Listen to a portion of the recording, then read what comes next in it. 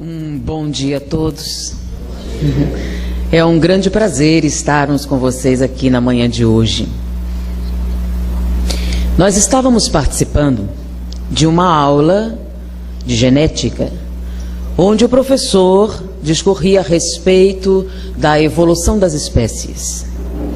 E ele dizia a respeito da teoria de Darwin, do desenvolvimento humano, do crescimento, quando um grupo de alunos se levantou e um deles tomou a palavra, eram 7 mais ou menos, tomou a palavra e disse o seguinte: em protesto ao que aqui está sendo dito, nós vamos nos retirar, porque a Bíblia afirma que o homem veio de Adão e Eva. Esta teoria de que o homem se desenvolveu a partir dos antropóides é uma blasfêmia, e como nós somos crentes, nós vamos nos retirar. E saíram de sala. Foi um impacto, porque era uma faculdade tradicional e todo mundo parou para ver o que o professor ia fazer. Possivelmente ele já tenha vivido essa experiência, porque ele continuou a aula como se nada tivesse acontecido. E todos os alunos ficaram esperando o sinal do intervalo para comentar a respeito do que fariam com os alunos. Será que seriam expulsos? Seriam suspensos? O que iam fazer com eles? Como é que seria? E, apesar do professor continuar como se nada tivesse acontecido, os alunos ficaram muito agitados. Quando finalmente a aula terminou e todo mundo foi para o intervalo, começou um grande sussurrar. E aí, já sabem o que vai acontecer? Eles serão expulsos? Não? Podem ficar sem assistir a aula? É assim? Qualquer um pode fazer o que quiser? E a discussão seguia nesse nível quando um rapaz tomou a palavra e disse: é isso que dá deixar essa gente frequentar uma universidade. Eles não têm condições, são pessoas limitadas intelectualmente. E é isso que acontece. Gente religiosa é incapaz de desenvolver um raciocínio racional que permita o desenvolvimento da ciência. Deviam ser proibidos. Deveria ser um quesito que eliminava todos eles. Se vê essas coisas que eles inventam, que acreditam, você não pode entrar numa faculdade de medicina com esse tipo de crença. O que é que vai acontecer? Aqui só devia entrar cientista. E os únicos cientistas têm que ser ateus. Senhora, eu acho que você está sendo tão radical quanto aqueles que se retiraram da aula. Eu acho que você está exagerando. Existem pessoas religiosas, e isso tem vários cientistas, que permanecem senhores da sua capacidade de raciocínio, inclusive muito acima da média. Não, isso é bobagem. Não tem jeito. Você não pode ter um pensamento racional ao mesmo tempo e acreditar nessa coisa de Jesus Cristo, de milagre. Olha, não é uma questão de crer. Jesus Cristo é um personagem histórico. É um fato. Então não é uma questão de você acreditar ou não. Não me diga que você acredita nisso. Jesus foi inventado pela igreja para dominar o pessoal. A igreja é o ópio do povo. O objetivo disso é fazer com que as pessoas aceitem a dominação. Olha, eu acho que você está exagerando. Todo tipo de exagero, para que lado for, chama-se radicalismo. E o radicalismo é tão irracional quanto o fundamentalismo. E ele continuou, e muitas pessoas começaram a apoiar. Não, realmente tem razão, já pensou? E transfusão de sangue, aí começa a superstição, e aí acaba. O que se aprende aqui? Olha, concordo que o comportamento foi descortês. Concordo que eles não deveriam se comportar dessa maneira, deveriam guardar para si as suas diferenças e não ofender o professor na sala de aula. Porém, eu acho que a sua fala também demonstra excesso. Também demonstra uma certa irracionalidade, porque você está generalizando todas as pessoas. Eu, particularmente, considero Jesus um personagem histórico, considero a sua colaboração com relação à humanidade indispensável para o desenvolvimento do ser humano. E o fato de algumas pessoas exagerarem, transformarem num ícone de violência, não é responsabilidade dele. Eu não acredito nisso. Você acredita nessas coisas, de milagre, de Jesus? E disse, particularmente sim. Não é questão de acreditar, são fatos. E com relação a determinados fenômenos paranormais, são fatos também. Não é uma questão de milagre. Antigamente podia se dizer, mas hoje Não acredito. Isso é uma bobagem. Qualquer um das presentes aqui sabe que isso é bobagem, não é? E todo mundo riu.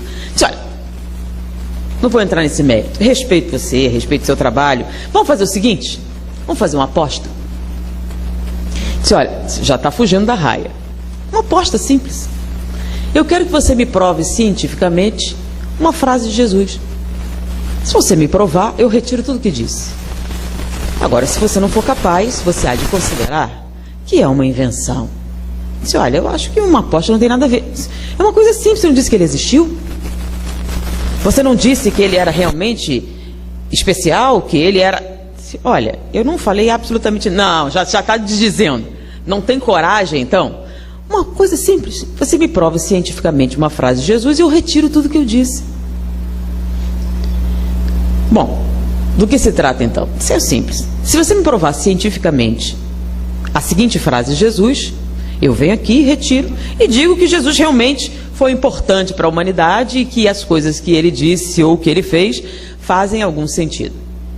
Eu quero que você me prove cientificamente a seguinte frase de Jesus: vinde a mim, vós que estáis aflitos, e eu vos aliviarei. Pois comigo todo fardo é leve, todo jugo é suave. Eu quero que você me prove cientificamente que 50 arrobas com Jesus ficam mais leves. Bom, e tem um detalhe. Para mim, ciência é só a física, a matemática, a medicina. O resto é para ocupar o resto das pessoas. Então, se você me provar cientificamente essa frase de Jesus, eu venho aqui e retiro o que diz. E um grande número de pessoas, deixa eu ver, mais de 90% daqueles presentes, concordaram, começaram a rir.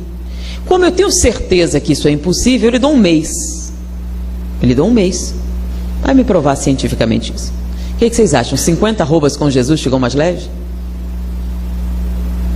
Ficam ou não ficam? Fica ou não fica?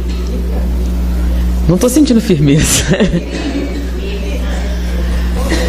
Fica ou não fica? Uma coisa é, muitas pessoas acham, não, isso foi uma linguagem retórica.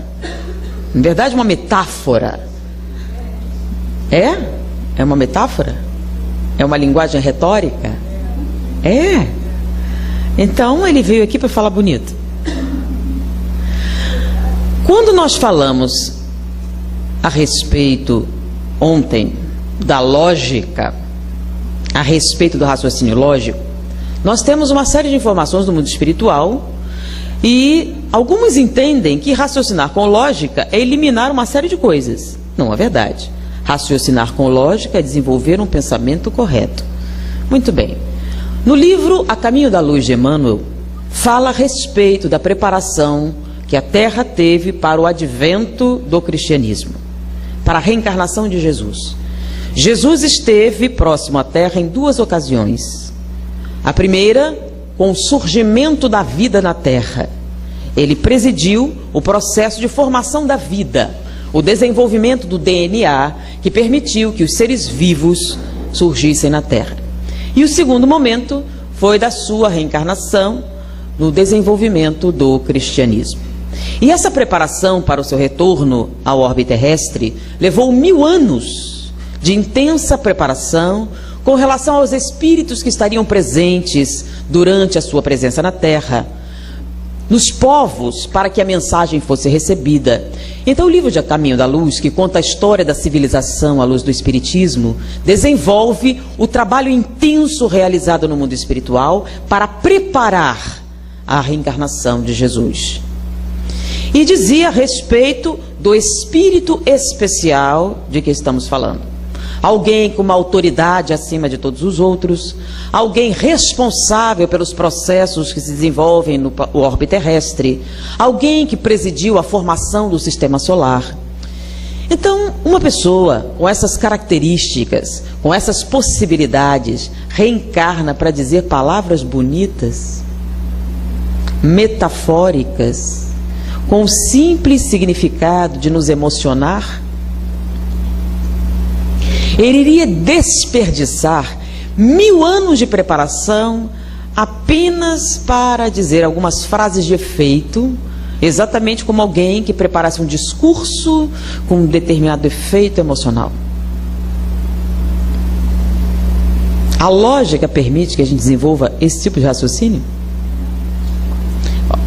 Então, diante da descrição do significado de Jesus no mundo espiritual, do real significado, não os ícones religiosos que normalmente reconhecemos, podemos verificar que Jesus falou há muito pouco tempo. Então, de sua vida foram 3 anos de vida pública. Dentro da vida pública, ele fez apenas 7 sermões. 7 sermões que modificaram a história da humanidade entre antes e depois dele. As suas palavras tiveram um significado tão grande que afetaram e afetam até hoje. Nesse momento nós estamos aqui por quê? Então, até hoje, nós estamos sob a influência das palavras que ele disse. Até hoje, nós pautamos os nossos interesses com relação a se estamos a favor ou se estamos contra. De maneira que é impossível, pela lógica, que as suas palavras sejam apenas metáforas. Então, diante desse raciocínio, nós aceitamos uma aposta. Nós consideramos que Jesus, com certeza, não iria desperdiçar palavras para apenas um efeito luminoso ou característico. E aí começamos a pesquisar a respeito. Será que dá para provar? Então, pela lógica, 50 arrobas com Jesus ficam mais leves. Qual a explicação? Então, pelas características de Jesus, ele disse a verdade. Não imaginamos que ele tenha vindo apenas para nos encantar. Imaginamos que as coisas que ele disse têm um significado e uma utilização para o ser humano em todas as épocas da humanidade. Então, o que é que significa? 50 arrobas ficam ou não ficam mais leves? Por quê? Qual a explicação? Podemos provar isso? Passou a primeira semana e a gente perguntava para muita gente: alguém tem uma ideia? Imagine, alguém tem uma sugestão? 50 arrobas ficam por quê exatamente? E aí, não é, psicologicamente não serve. Não, filosoficamente, não, também não serve. Não, é uma frase de efeito. Ficam ou não ficam mais leves? Passou a segunda semana. E aí nós vimos um fenômeno muito interessante. Nós estávamos andando e de repente um grupo de pessoas: olha, na minha igreja estamos rezando por você. Você vai ter uma inspiração, Deus vai lhe ajudar. Aí um outro grupo de protestantes também: olha, nós juntamos lá, fazer uma corrente de oração em seu nome, para que você... E houve uma movimentação, porque a história correu, e houve uma divisão entre religiosos e ateus. E com tanta prece, né, de não ter que vir uma luz, alguma coisa. E era muito interessante, várias religiões chegavam e diziam assim: nós estamos apoiando você, estamos orando, nosso pastor tem uma sugestão, e dava uma sugestão, e o outro vinha. E ao longo daquele mês, houve uma mobilização intensa. Inclusive, um fenômeno interessante: vários grupos religiosos resolveram fazer cultos na universidade, né, para modificar a atmosfera ateísta, materialista do local. Então, vários grupos resolveram fazer encontros. Então, surgiu um movimento religioso significativo lá por conta desse evento. Então, apesar de servir para a gente fazer uma palestra, isso é interessante, nós observamos que teve um outro efeito bastante significativo e de interesse humano, porque era uma universidade de medicina. Então, essa movimentação criou uma atmosfera diferente entre os alunos. Então, havia um encontro de várias religiões, católicos, protestantes, testemunhos de Jeová, vários tipos, que faziam cultos, passaram a ter cultos. Então, de acordo com a sua religião, você assistia. E havia uma capela, toda a faculdade de medicina tem uma capela por causa do hospital, do morgue. E nessa capela, várias religiões passaram a utilizar. Era uma capela que ficava totalmente isolada e passou a ser utilizada a partir daquele momento. Mas o tempo foi passando. Terceira semana. E ele passava e ria. E tinha um grupo, né? E era interessante, toda vez que ele se aproximava, juntavam outros assim, sabe? E era uma coisa muito pitoresca. Mas entramos na 4ª semana e não tínhamos uma resposta. E começamos a ficar extremamente preocupados. Será que não dá para provar? E nesse momento nós adentramos para assistir uma aula de farmacologia. E o tema era analgésicos, medicamentos para o controle da dor. E o professor ia falar a respeito do assunto e ele escreveu: não adianta eu ensinar para vocês sobre os analgésicos, os remédios para controle da dor, sem que vocês entendam exatamente qual o mecanismo da dor, como a dor funciona, como ela se desenvolve. Então, nós vamos agora explicar o que é dor, antes de falar sobre remédios para controle da dor. Uma vez entendendo a mecânica da dor, vocês serão capazes de identificar qual o medicamento adequado para agir em determinado quadro. Então ele começou. Dor. A dor é um sinal fisiológico que caracteriza uma injúria celular, visando a integridade do organismo pelo reflexo de retirada. Não se preocupe que eu vou traduzir.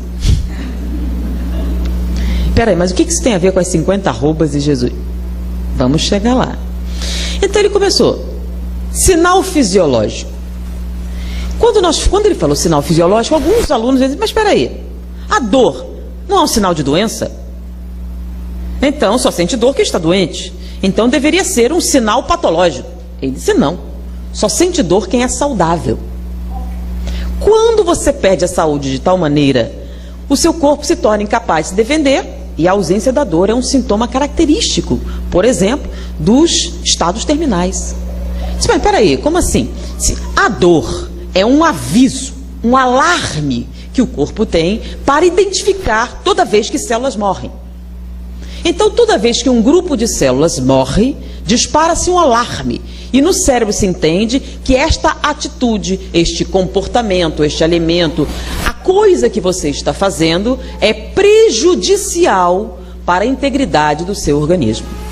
Então, por exemplo, se nós encostarmos a mão na chapa quente, a gente vai fazer, oh meu Deus, talvez eu esteja machucando minha mão? Não, né? O que a gente vai fazer imediatamente? Por quê? Porque você está preocupada em machucar a mão? Porque você está preocupada em ter algum... Não, por que você tirou a mão tão rapidamente? Por causa da dor. Então, se você lesar a perna e tentar apoiar, o que você faz? Se não sentisse dor, o que aconteceria? Você continuaria andando até que a lesão aumentasse. Então, a dor tem como objetivo avisar de que este comportamento que você está tendo é prejudicial.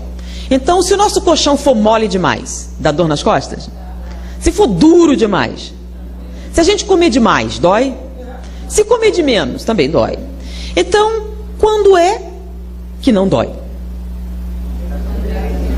Quando o seu comportamento está de acordo com as suas necessidades biológicas, quando você cumpre. Então, você trabalha demais, dói? E quem trabalha de menos? Também dói.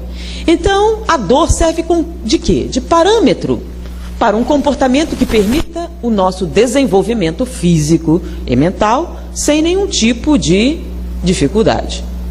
Inclusive, algumas crianças que nascem com ausência total da dor, inclusive teve uma reportagem na televisão, né, a respeito das pessoas que não tinham dor, tinham lesões gravíssimas. A maior parte delas morre antes de atingir a certa idade, porque dor de garganta, dor de ouvido são o quê? Avisos, né? A criança começa a chorar, está com dor, e você procura. Se isso não acontece, muitas morrem dessas lesões e você nem soube que isso aconteceu. Então, a síndrome da ausência de estímulos dolorosos não é tão incomum como se imagina. O problema é que as crianças morrem antes que você faça um diagnóstico. As que conseguem sobreviver dificilmente percebem. Se vocês notarem as pessoas da reportagem, elas tinham lesões gravíssimas. Então a criança se machucava, tinha uma lesão séria, você pouparia a perna. Se você não sente dor, você continua. Se nenhum de vocês sentisse dor, ao final da palestra vocês teriam lesões. Porque sem perceber, vocês se movimentam na cadeira. Vocês melhoram a circulação, por quê? Porque a dor avisa que se você mantiver essa posição durante muito mais tempo, o que vai acontecer? Vai cortar a circulação. Então a dor está presente em todas as nossas atividades. Então ela não é um aviso de doença, é um aviso de quê?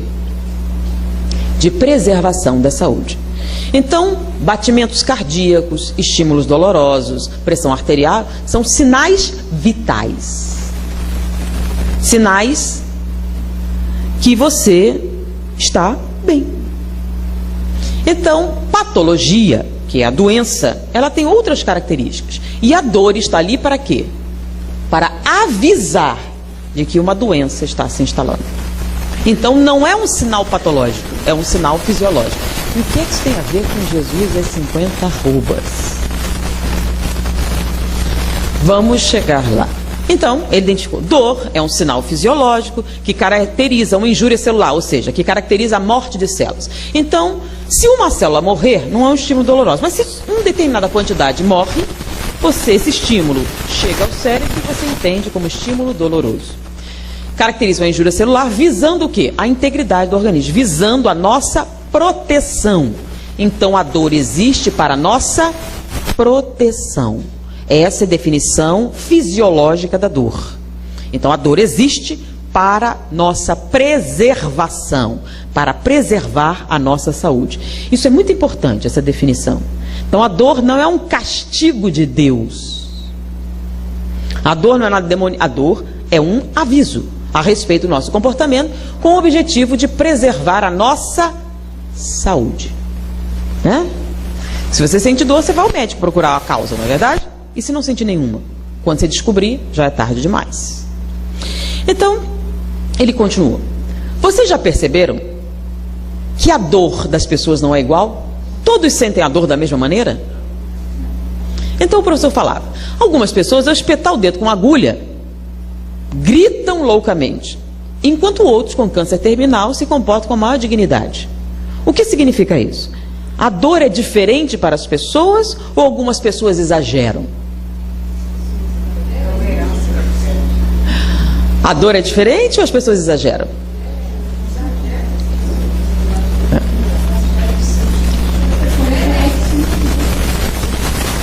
Aí ele disse que não. A percepção da dor é individual. Por quê? Porque existe na medula um local chamado gate control, portão de controle. É uma porta, chama-se portão porque ele abre ou fecha. Se ele está totalmente aberto, todos os estímulos dolorosos atingem o cérebro, de maneira que você tem plena intensidade da dor. Você vai sentir totalmente. Se esse portão estiver 50% fechado, você vai sentir no mesmo estímulo a metade da dor que alguém com o portão totalmente aberto. Então, numa determinada queimadura, se você está com o portão totalmente aberto, a intensidade será de 100%. Mas se uma outra pessoa com a mesma lesão tiver o portão 50% fechado, ela vai sentir a metade da dor do outro. Então, quando os dois relatarem a dor, um vai relatar uma dor muito mais intensa do que o outro. Se nós encontrarmos uma terceira pessoa que tenha o portão 80% fechado, ela vai sentir apenas 30% da dor. Não, está doendo, mas não é tanto assim. E a lesão é exatamente igual dos três. Então, esse estudo foi realizado e percebeu-se que a dor é identificada de maneira diferente, pessoa para pessoa. Isso já tinha sido identificado, porém, depois identificou-se que havia um portão que se abria ou se fechava e que definia a quantidade de dor que você sentia. E o que é que isso tem a ver com as 50 arrobas? Vamos chegar lá.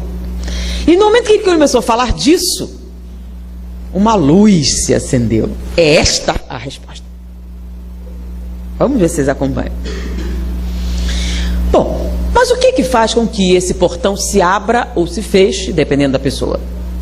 Existe no cérebro uma região chamada sistema analgésico central. Quando você fala analgésico, é controle da dor. E essa região produz duas substâncias que têm uma ação direta sobre esse portão. São as encefalinas e endorfinas. Quando esta região produz em grande quantidade encefalinas e endorfinas, o portão vai se fechando, na mesma proporção de que essas substâncias são liberadas na corrente sanguínea. Então, quanto maior a quantidade de substâncias liberadas, mais fechado fica o portão, menos dor você sente.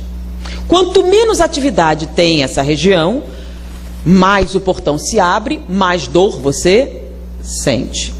Bom, mas o que é que faz com que o sistema analgésico central de algumas pessoas tenha maior atividade ou menor atividade? Isso está ligado diretamente à sua localização. O sistema analgésico central está localizado numa área interna do cérebro chamada arqueocórtex. Nós podemos dividir o cérebro humano em duas partes, o arqueocórtex e o neocórtex. Arqueo vem de arqueologia, lembram? Arcaico. É o chamado cérebro primitivo. Então a parte interna é chamada cérebro primitivo. E a parte mais externa é o neocórtex. Neo de novo, novidade, moderno. É o cérebro moderno. Essa divisão se encontra mais nítida quando nós estudamos as nossas espécies ancestrais. Lembram do processo evolutivo? Apesar do que eles falaram, o processo evolutivo existe. Então, no nosso desenvolvimento biológico, nós inicialmente tínhamos uma parte do cérebro que foi crescendo. Então, até os animais, ele chegou num nível. E chegou no ápice nos seres humanos. O cérebro dos seres humanos tem partes novas que não existem em outras espécies. E essa parte está localizada no neocórtex. Então, nossas chamadas funções superiores, raciocínio, memória, projeção para o futuro, uma série de atividades que só os seres humanos são capazes, está localizada no neocórtex. E o arqueocórtex, o que ele contém? Tudo o que o homem tem em comum com os animais. Tudo o que tem no homem, que também tem nos animais, está no arqueocórtex. Os animais sentem dor? O homem sente dor? Onde fica a dor? No arqueocórtex. Os animais sentem medo? O homem sente medo? Onde fica o medo? No arqueocórtex. Então, todas as coisas que o homem faz, que o animal também faz, está no arqueocórtex. Agora, tem coisas que o homem faz, que o animal não faz. Peça de teatro. O homem faz? Os animais fazem? Onde fica a construção de peças de teatro? Neocórtex. Né? Caridade, o homem faz? O animal também faz? Onde fica a caridade? Neocórtex. Sinfonias, composição de sinfonias. O homem produz? O animal também faz? Onde ficam as sinfonias? Então procure tudo que o homem tem, que o diferencie do animal, e onde é que se encontra? Neocórtex. Bom, e o que é que isso tem a ver com as 50 arrobas e Jesus? Vamos chegar lá. Muito bem, já identificamos então o neocórtex e o arqueocórtex. O sistema analgésico central, que é responsável pela produção de encefalinas e endorfinas, que fecha ou abre o portão de controle da dor, está localizado no arqueocórtex. E ele funciona da seguinte maneira: quanto maior a atividade elétrica cerebral do arqueocórtex, menos substâncias o sistema analgésico central produz. Quanto menor a atividade elétrica cerebral a nível de arqueocórtex, mais você libera o sistema analgésico central, maior a produção de encefalinas e endorfinas, mais fechado o portão, menos dor você sente. Vamos traduzir isso. Quando você concentra a sua atividade elétrica no arqueocórtex, você diminui a atividade do sistema analgésico central e abre o portão. Se você diminui sua atividade elétrica no arqueocórtex, libera o sistema analgésico e fecha o portão. Como é que isso acontece? O que é que tem no arqueocórtex mesmo? Tudo que nós temos em comum com os animais. Então, o que significa aumentar a sua atividade elétrica cerebral no arqueocórtex? Toda vez que você se comporta como um animal, você aumenta a sua atividade elétrica cerebral no arqueocórtex, diminui a atividade do sistema analgésico central, abre o portão e sente mais dor. Como é que a gente diminui a atividade elétrica cerebral no arqueocórtex? Quando a gente aumenta a nossa atividade cerebral no neocórtex. Toda vez que você se diferencia do animal, você aumenta a sua atividade elétrica cerebral no neocórtex, diminui no arqueocórtex, libera o sistema analgésico central, fecha o portão e sente menos dor. Ficou claro? Deu para acompanhar? Senão eu falo mais devagar de novo. Alguém não entendeu? Aproveita, eu repito devagarzinho. Então, nós temos dois cérebros. O arqueo, arcaico, antigo, primitivo, e o neo, moderno, desenvolvido. No arqueocórtex tem tudo o que nos faz parecidos com o animal. Nós somos mamíferos? Nós temos uma série de características iguais? Temos. Mas nós temos coisas diferentes? Homo sapiens. Tudo o que nos faz Homo sapiens está no neocórtex. Quando nós concentramos nossa atividade no neocórtex, nós sentimos menos dor. Toda vez que nós concentramos nossa atividade no arqueocórtex, nós sentimos. Isto é um fenômeno totalmente fisiológico, do campo da neurologia. Não é questão de fé, não é místico, é um fato. Muito bem. O que é que isso tem a ver com Jesus e 50 arrobas? Vamos ver a frase. Vinde a mim, vós que estáis aflitos, e eu vos aliviarei. Pois comigo todo fardo é leve, todo jugo é suave. Ficou bem explicado? O que significa estar com Jesus? Ele mesmo explicou, lembra? Meus discípulos serão reconhecidos por muitos se amarem, né? Bem-aventurados os pacíficos, mansos. Ele definiu bem o que significa estar com Jesus? Solidariedade, caridade, benevolência, perdão das ofensas, tudo isso. Onde ficam todas essas coisas? No neocórtex. Neocórtex. Logo, em termos fisiológicos, o que significa estar com Jesus? Concentrar sua atividade elétrica cerebral a nível de neocórtex. O que acontece quando você concentra sua atividade elétrica cerebral a nível de neocórtex? Você libera o arqueocórtex, aumenta a atividade do sistema analgésico central, produz maior quantidade de encefalinas e endorfinas, elas circulam, fecham o portão e a dor é menor. Logo, quando você está com Jesus, você sente menos dor fisiologicamente, neurologicamente falando. Não é uma questão de fé, não é uma questão mística, não é uma questão espiritual, é uma questão física, é uma questão material, fisiológica. Quando você está com Jesus, você sente menos dor. O que é um fardo? A dor é um peso? É um fardo? Imagina um fardo bem grande. É pesado de carregar? 50 arrobas com Jesus ficam mais leves?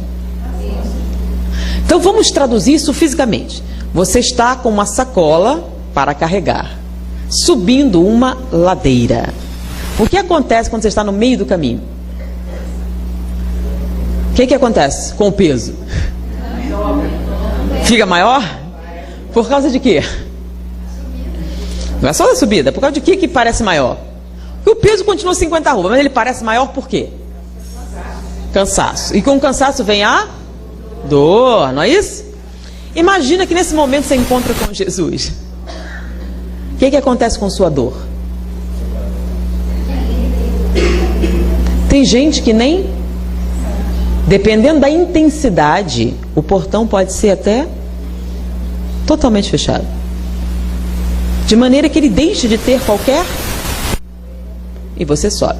Nos relatos cristãos é muito comum uma dor intensa e de repente uma profunda... Nos já leram isso? Uma profunda paz. Deixou de sentir depois de uma... A maneira com que muitos cristãos iam para o martírio era impressionante. Impressionava os soldados, né? Como é que eles eram capazes disso? Tem explicação? Era um processo místico? Não. É um processo perfeitamente natural e que pode ser utilizado por qualquer pessoa que queira. Basta, vinde a mim. Basta se comportar de maneira diferente de um animal. Então, quanto mais você se distancia do comportamento animal, mais leves são os fardos pesados para a maior parte da população. 50 arrobas com Jesus ficam mais leves? Segundo as mais modernas tendências da neurofisiologia moderna. E nós tivemos a curiosidade de pegar diversas outras frases para ver se isso era possível, e todas podem ser comprovadas. Inclusive, diversos livros modernos têm saído a respeito. Jesus, o maior terapeuta de todos os tempos. Jesus, o maior administrador. Já viram nas bancas? Fazendo uma avaliação do significado de Jesus hoje. Então, existe aplicabilidade prática das palavras de Jesus no nosso dia a dia em 2010? Não eram figuras de retórica? Não eram palavras bonitas? Não eram só palavras? Se Emmanuel realmente existe, se a Caminho da Luz foi psicografado por ele, se a mediunidade de Chico Xavier é real, então Jesus não é qualquer pessoa. Ele não iria estar aqui para perder tempo. E o mais interessante é o Livro dos Espíritos, que diz o seguinte: qual o melhor modelo e guia dado à humanidade para a sua melhoria? Uma palavra, 2 sílabas: Jesus. Ok, ele é o modelo. Mas como é que a gente vai copiar esse modelo se a gente não sabe nada a respeito dele? É muito engraçado, eu vejo algumas pessoas defenderem Jesus. Na sua palestra não disse o nome de Jesus nenhuma vez. Porque a gente faz muitos estudos, né? Engraçado, eu achei que estava implícito. E falam assim, repetem o nome de Jesus muitas vezes. E a gente faz uma pergunta, eu já contei a vocês, né? Quantos sermões Jesus fez? Vocês conhecem todos? O modelo e guia da humanidade, o governador da terra, o espírito especial que veio à terra com o objetivo de ensinar a humanidade, você não sabe? Ele não escreveu um livro de 300 páginas, 7 sermões só. Tudo bem, os 7 pode ser muito. O último. Quais foram as últimas palavras de Jesus para a humanidade? Olha, que o pessoal dá muito valor às últimas palavras, não dá? As últimas palavras de Getúlio Vargas, as últimas palavras de Jânio Quadros, as últimas palavras de... Quais foram as últimas palavras de Jesus? Não foi. Não foi. Não foi. Você sabe por que Jesus ficou famoso? Justamente porque essas aí não foram as últimas palavras. É ou não é? Ah, é? Depois disso que ela falou, o que aconteceu? Que fez ele ficar famoso? Um monte de gente se entrega e não fica famoso. Por que Jesus ficou famoso? Porque essas, principalmente porque essas não foram as últimas palavras. O que aconteceu depois? Por que Jesus é tão importante para o catolicismo, para o protestantismo, para um monte de gente?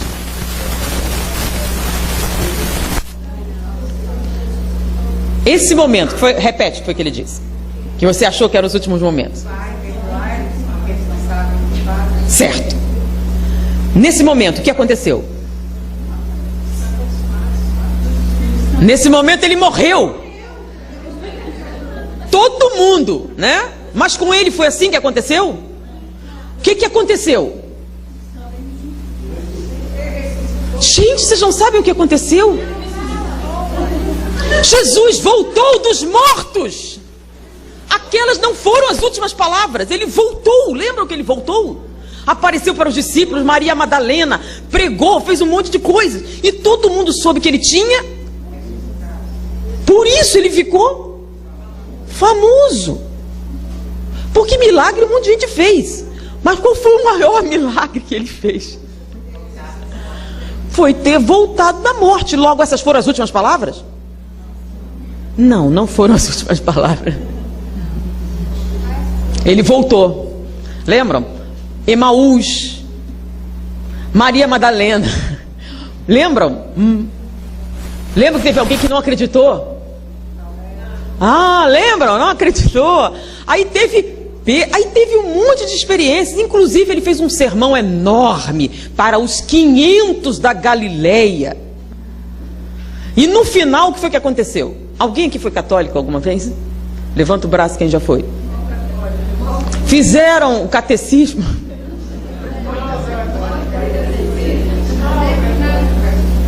Eu tenho a impressão que a Igreja Católica nesse campo ele faz o... Qual foi o final de tudo? O que aconteceu com Jesus? Não. Acendeu. Agora, antes de acender, ele disse as últimas palavras para a humanidade. Olha, eu não vou dizer não. Não vou. Eu acho que vocês devem sair, procurar uma igreja, uma Bíblia, ler o Novo Testamento, vai lá para o final e descubra o que foi que Jesus disse para a humanidade. As últimas palavras de Jesus Cristo, governador da terra, modelo e guia da humanidade, o espírito mais importante que reencarnou na terra para dar. Então, como é que ele pode ser modelo e guia se nem as últimas palavras vocês não conhecem? Não. Aí é muita moleza, né? É muito mais interessante vocês pesquisem. Eu não conto para ninguém. Se vocês não acharem uma igreja, vocês podem ir no hotel. Todo hotel tem aquele Novo Testamento, lembra? Então, o Novo Testamento... Não, esse foi na cruz. Esse é na cruz. Então, olha só. O último sermão de Jesus foi muito importante. Inclusive, foi extremamente importante para nós espíritas. Não falo. Veja bem, fica fácil demais, não? Isso aí não é difícil da gente encontrar, né? E quem não tiver, procura na internet que tem Bíblia online. Então, o que nós estamos vendo? Vocês sabem, por exemplo, Jesus, ele só falou 3 anos. Tem um detalhe, ele andava a pé, numa extensão de terra grande. Então, as palavras de Jesus, o ensinamento de Jesus está contido nos 7 sermões que ele fez, só 7, viu? 7. E nas parábolas que ele contou. Lembra as parábolas? Porque ele ensinava através de pequenas histórias com fundo moral, as parábolas. Quantas parábolas Jesus contou?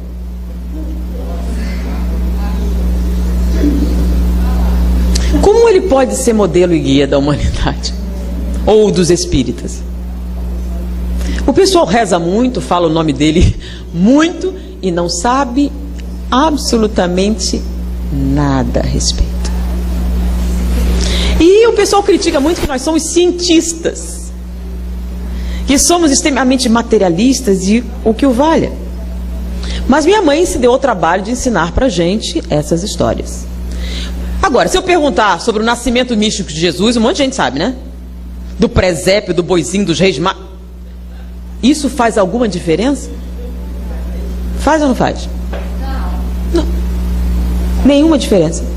Inclusive porque essas coisas podem ser mitos. Agora, o que é real e importante? O que ele disse. Isso nós deveríamos saber. Sendo que eu disse uma única frase de Jesus. E o significado dela para a humanidade é grande.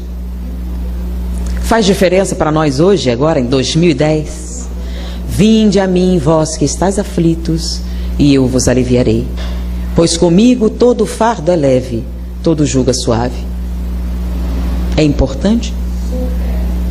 Nós podemos mudar a maneira com que nos sentimos nesse instante? E junto com essa, diversas outras frases de Jesus têm o mesmo impacto, o mesmo significado, se nós avaliarmos em profundidade o seu significado.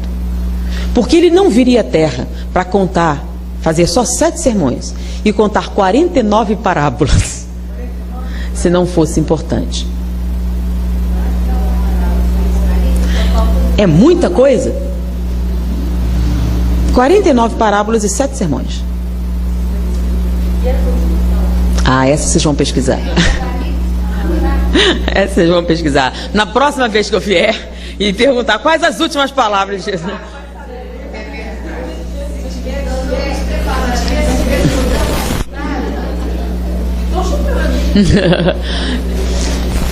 Então o que a gente nota agora? Que na verdade a nossa religiosidade não é tão profunda assim. Na verdade, é bastante superficial. Porque falta compreensão, porque falta conhecimento. E a fé espírita tem uma característica diferente. Fé verdadeira é aquela capaz de enfrentar a razão, face a face, a humanidade, em todos os tempos. Como é a nossa fé? Tem essas características? O que é necessário para que ela tenha fundamentos, para que tenha profundidade, para que permita que a nossa vida seja diferente? Vamos avançar um pouco mais. Você falou da dor física, tudo bem, deu para entender, não deu? E dor moral, existe? Existe dor moral? Dói? Sentimento dói? Dói aonde? Porque se a alma não é física, então não dói. A dor não é morte celular? Lembra? Dor é morte celular. Então, para doer, tem que morrer células. As almas têm células? Então não dói. Dói ou não dói? Onde? Dói ou não dói? Dói na consciência? A consciência tem células? Sentimento dói ou não dói? Dói. Onde? Alguém falou, dói tudo. Aí eu vou explicar uma coisa interessante. Você vai ao médico e diz que está sentindo dor. Estou sentindo uma dor. Aí o médico pede, aponte para mim onde dói. Um bom médico vai pedir isso, né? Aponte para mim onde dói. Aí você pega e faz uma coisa assim, dói aqui. Aí ele vai escrever, dor difusa abdominal. Mas se você fizer assim, dor aguda, localizada no hipocôndrio direito. Que diferença? Se você diz que a dor é difusa, é porque você não pode localizar. Se a dor é aguda, está localizada. E o que é um mal-estar? O que é mal-estar? É dor de cabeça? É dor na perna? É dor nas costas? É dor onde? Aponta. Mal-estar, uma coisa ruim que você não sabe onde começa e onde... Por quê? Quando você diz uma dor difusa, significa que a dor está espalhada, tem células morrendo em várias partes diferentes. Por isso você não pode apontar. Então, sentimento dói? Você pode apontar? Por que não? Porque toda vez que você é acometido de determinados sentimentos, você produz uma série chamada substâncias tensionantes. Cortisona, adrenalina, catecolamina, uma série de substâncias que produzem morte celular em todas as partes do corpo. Morrem células ósseas, células cardíacas, células sanguíneas, células pulmonares, hepáticas, da pele, do cérebro, de toda parte. Dependendo da quantidade de células que morrem, você sente uma intensa dor que você não sabe apontar. Por que não pode apontar? Porque as células estão morrendo maciçamente onde? Em toda parte. Então você não pode apontar com o dedo. Mas dói? Dói. E vamos lembrar, o que é dor mesmo? É um sinal fisiológico, certo? De que o que você está fazendo é prejudicial à saúde. Então vamos lá. Traição dói? Dói ou não dói? Dói onde? Por que traição dói? O que é traição? Amor ferido? Ai, eles sempre falam isso, né? Traição é o amor ferido? Amor dói? Amor dói. Dói? Por que dói? Por que o amor dói? O amor mata células? Mata? Como? Por que amor mata células? É o amor que mata células? É? Pensem bem, amor mata células. A traição a gente sabe que mata. Agora é o amor? É por causa do amor. Vamos lá, o que é traição? Então, você está dizendo que ele que me traiu e eu que estou errada? Não sou eu. Se está doendo em você é porque você está se comportando mal. Se não se comportasse mal, não doía. Então a traição dói aonde? É no amor? O amor, vamos lá. Se você ama profundamente alguém, se esse alguém te trai, o que acontece? Nada. Porque o amor perdoa sempre. Se a pessoa vai embora, o que você sente? Nada. Porque você quer que o outro seja feliz, né? O amor tudo perdoa, o amor tudo aceita, o amor ama por causa do amor. Ele quer o bem de quem ele ama, mesmo que o bem não venha da sua presença física. Não é assim que é o amor? Então o amor dói? Agora, o que dói? O que é traição? Como é que ela ousou fazer isso comigo? Como é o nome disso? É amor? Orgulho. Todo mundo vai saber como é o nome disso? Vaidade. Como ela fez isso? Minha mulher. Egoísmo. Então, egoísmo faz bem? Então, toda vez que você é egoísta, dói. Orgulho faz bem? Toda vez que você é orgulhoso, a vaidade faz bem? Toda vez que você é vaidoso. Agora, amor, caridade, solidariedade, fraternidade, dói? Por que não? Então, procure a dor que você encontra o quê? Um mau comportamento. Porque se você não se comporta mal, não dói. Lembram? Neocórtex e arqueocórtex? Então, a dor é um aviso de que estamos matando células. Mas espera aí, mas o outro fez. Sim, o outro fez. E daí? Nós somos responsáveis pelo que o outro fez? Não. Se ele fez, é um problema de quem? Mas se está doendo em você, é um problema seu. O que está exatamente doendo? Deixa eu fazer uma outra pergunta interessante. Esclarece mais isso, né? Vocês falaram de amor, certo? O amor é igual? Não. Amor de mãe e amor de esposa é igual? Não. Qual é maior? Amor de mãe é maior? Mais puro? É mesmo? Vocês têm certeza? Amor de mãe é mais puro, mais evoluído, mais... É? É? Ok. Então vamos fazer uma experiência. Lembra o que a gente fez sobre argumento? Vamos fazer uma pequena experiência. Então você ama a seu filho mais do que ama seu marido, certo? Ok. Morreram os dois, morreram todos. Estão no mundo espiritual, reencarnam de novo. Dessa vez o filho vem antes.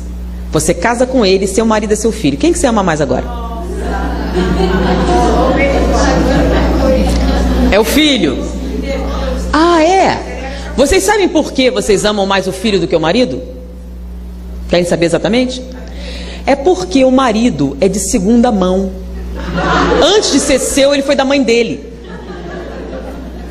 Já o filho é meu. Como ele é meu, eu amo mais. Como é o nome disso? Ah, tem nada a ver com amor, né? Egoísmo.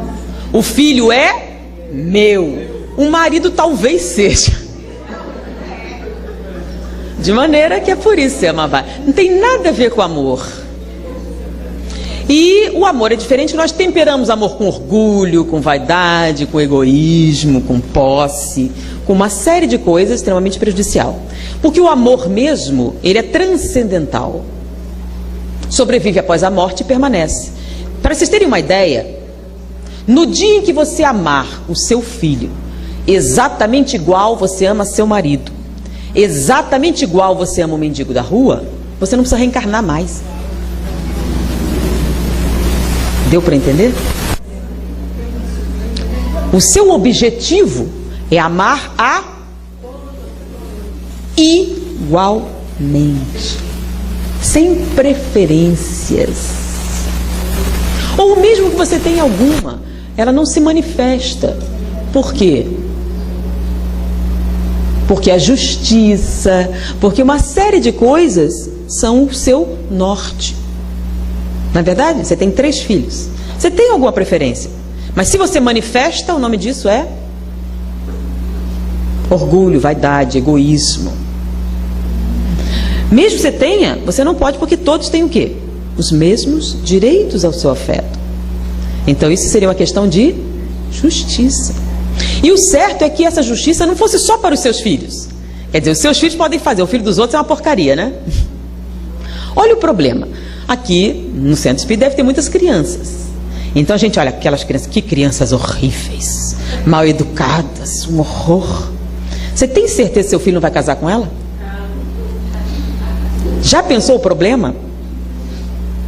Agora, se você olhasse como potencialmente a família universal, você, em vez de criticar, o que você faria? Todas as crianças são nossas crianças.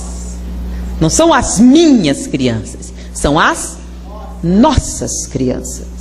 Nossas crianças. E você é responsável por todas. Aí eu lembro uma coisa engraçada. No centro espírita que nós frequentamos, né? Tinha uma menininha que era da pá virada. Meu Deus, que menina terrível. Ela não era só levada, ela era muito desafiante com os adultos, né? E ela me obedecia bastante.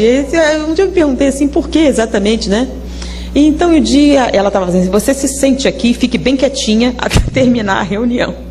E ela disse assim, tudo bem, eu vou ficar. Aí, por quê? Não, porque eu quero casar com o seu filho. Deus seja louvado. Okay. Ela já decidiu, é possível que consiga, porque a menina é determinada. Então, eu tenho que tomar conta, porque possivelmente, se ela vai casar com meu filho, vai ser minha nora, eu quero que ele seja feliz. Vocês têm certeza que isso não vai acontecer aqui? Então é possível? Então não são os meus, são os nossos filhos. Sim. Então eu passei a vê-la de maneira bem diferente. Vamos ficar mais ativos nesse processo educacional. Então, em vez de pensar, a mãe devia fazer, nós passamos a... E com isso todas as crianças, não sei, pode ser ela, mas pode ser outra, tem várias meninas lá. Então, esse pensamento é o pensamento espírita. Então, se você está sentindo dor, o que é que você tem que fazer? Qual a causa da dor? Que comportamento equivocado eu estou vivenciando? Ah, mas eu tenho artrite reumatoide. Eu estou me comportando mal? Nós temos um amigo que é considerado o 5º maior homeopata do mundo. E a tese de pós-doutorado dele foi muito interessante. O perfil psicológico de algumas doenças. E ele escolheu 3 especificamente. E no processo da artrite reumatoide, ele verificou que existe um perfil psicológico constante. Se você não tiver isso no seu perfil, você não sofre de artrite reumatoide. A artrite reumatoide está relacionada ao orgulho. Pessoas que não são orgulhosas não sofrem de artrite reumatoide. Não é só isso, ele analisou também processos renais. Quem tem afecções renais. Ele disse que as afecções renais estão intimamente ligadas com o ciúme. Quem não é ciumento não tem problemas renais. E o câncer está ligado a mágoa ou ódio. Quem não tem mágoa nem ódio guardado, não tem câncer. De maneira que, voltamos, a dor vem de onde? É um castigo que Deus deu? Foi Deus que colocou a doença em você? Quem foi? Então a dor vem para quê? Para alertar sobre o quê? Sobre nosso comportamento. Independente se é uma dor física ou uma dor moral. Então toda vez que nós estamos sentindo dor, sentimos porque nós nos comportamos mal. Sim, mas o outro fez sim. Se vocês usarem esse argumento toda vez, vocês estão justificando os obsessores, né? Ele fez e vai pagar. O nome disso é vingança. Vingança e justiça são a mesma coisa? Então o problema da traição é a vingança. Você quer que ele sofra igual. Não é isso? Isso é bom? Você quer que ele pague por isso? Hã? Engraçado, pode ser que seja você que já esteja pagando, não é não? Porque tudo que acontece tem uma origem, lei de causa e efeito. Então nós temos que mudar o quê? Eu não posso mudar o comportamento do outro. Eu posso mudar qual? O meu. Então eu posso mudar o meu comportamento? Posso. Posso aliviar a dor? Então a traição está doendo. Como é que eu faço então? Lembram? Vinde a mim, vós que estáis aflitos, e eu vos aliviarei. Pois comigo todo fardo é leve, todo jugo é suave. Vai doer menos? Vai. Então toda vez que você se aproxima de Jesus, a dor diminui. A dor moral também? Sim. Se está doendo é porque células estão morrendo. No momento em que o seu portão começa a se fechar, o que acontece?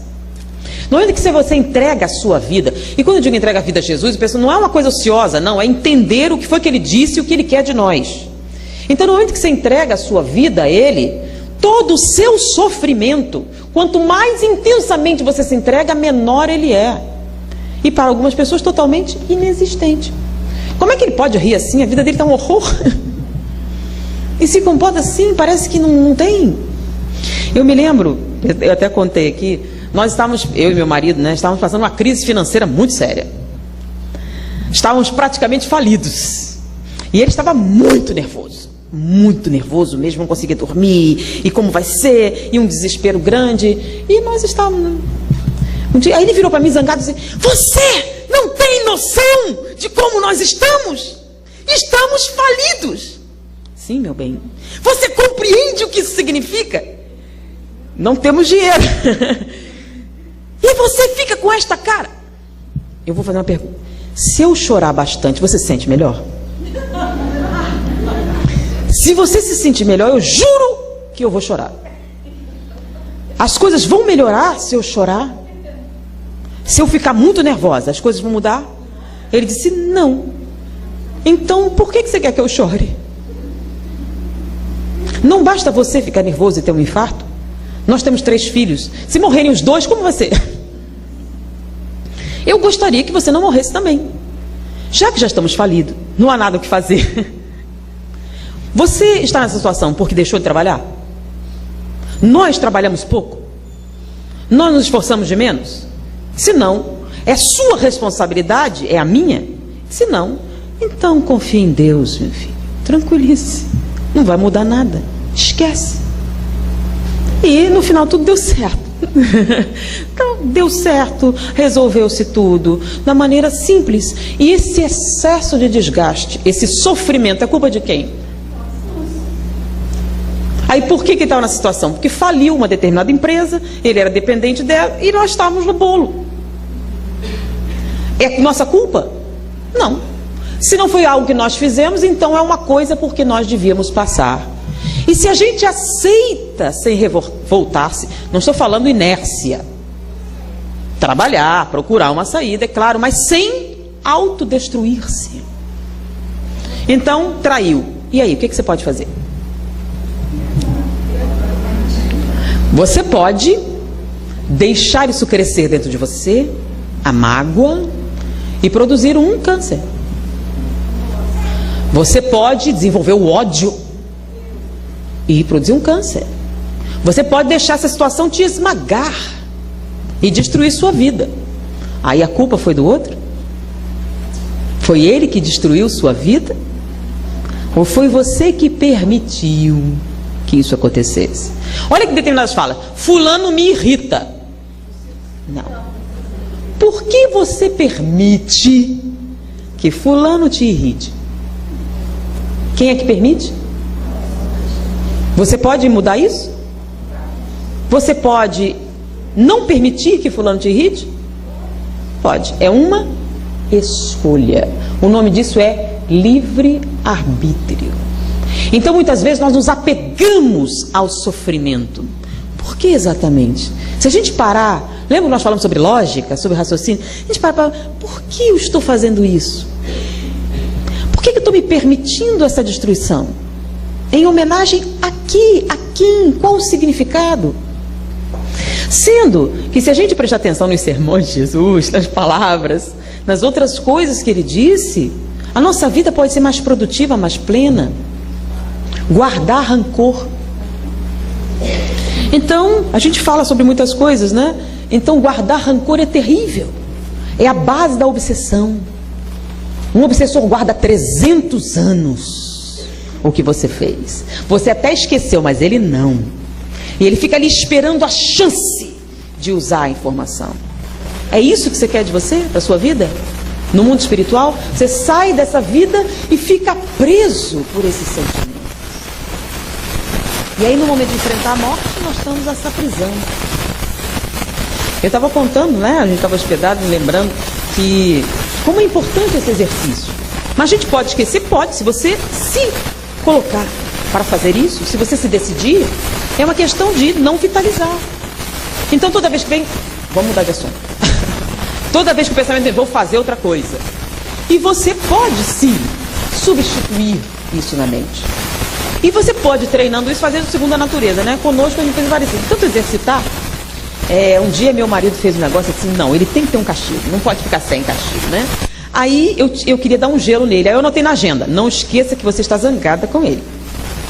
Aí eu fui anotando. Então de manhã eu tenho o hábito de olhar e dizer, não, estou zangada com ele, não posso esquecer. Porque se eu não anotar na agenda, o que acontece? No dia seguinte eu esqueci. E ele sabe disso. Mas eu não esqueci, fiquei um mês. Até que ele pediu arrego, né? Não mudou.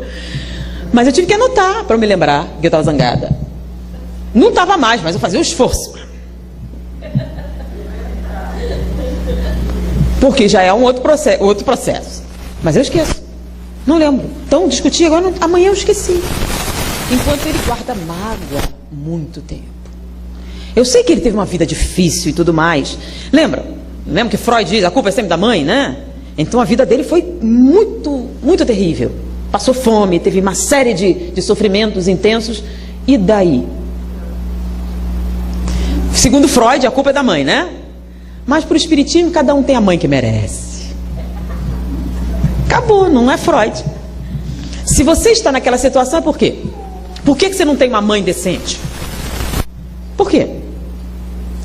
Porque é isso que você necessita para o seu desenvolvimento. Então, em vez de culpar a mãe, o que você tem que fazer? Você tem que modificar-se.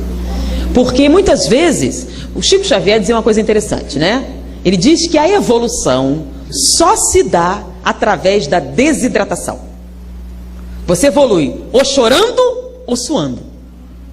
suando, trabalhando, ou chorando, sofrendo.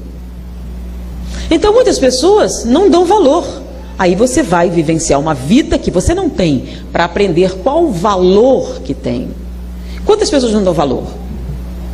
Tem pais carinhosos, e não dão nenhum valor. E várias vidas, até o dia o quê? Como é que você vai aprender? Você vai nascer sem nenhum desses valores, para você saber que falta faz. Ou para você aprender a valorizar a sua família. Então, às vezes você fica culpando a família anterior e não vive essa. Ah, eu sou assim porque minha mãe... Espera aí. Não é isso. Você permite. Você desenvolve. Você faz o que você quiser. Tive uma mãe repressora, isso você pode ser diferente? Pode. É uma questão de escolha pessoal. Chama-se livre-arbítrio. Então nós permitimos. E a dor não é um sinal patológico, nem satânico, nem de castigo, nem do pecado. O que é dor? É um sinal fisiológico que caracteriza uma injúria celular, visando a integridade do organismo, pelo reflexo de retirada. Ou seja, para parar de doer, você tem que retirar a causa. Seja um comportamento, seja um sentimento, seja aquilo que você está fazendo naquele momento, você tem que mudar para que a dor desapareça. Mas eu não consigo identificar, então você vai buscar identificar a origem deste sofrimento. Onde está exatamente? E você vai trabalhar nele. Então, no Livro dos Espíritos tem: o que fazer para alcançar a felicidade e resistir ao mal? Resposta dos Espíritos. Um sábio da antiguidade Volo disse: conhece-te a ti mesmo. De maneira que nós temos as respostas. A gente precisa aprofundar esse conhecimento para transformar isso num processo ativo, e não como uma teoria, e sim como um processo interior, um processo racional, um processo de fundamentação, de conhecimento e não de crença. A gente precisa transformar Jesus de uma figura mitológica em alguém que nos sirva de modelo. Vinde a mim, vós que estáis aflitos, e eu vos aliviarei. Pois comigo todo o fardo é leve, todo o jugo é suave. Isso é verdade, segundo as mais modernas tendências da neurofisiologia moderna. Muita paz.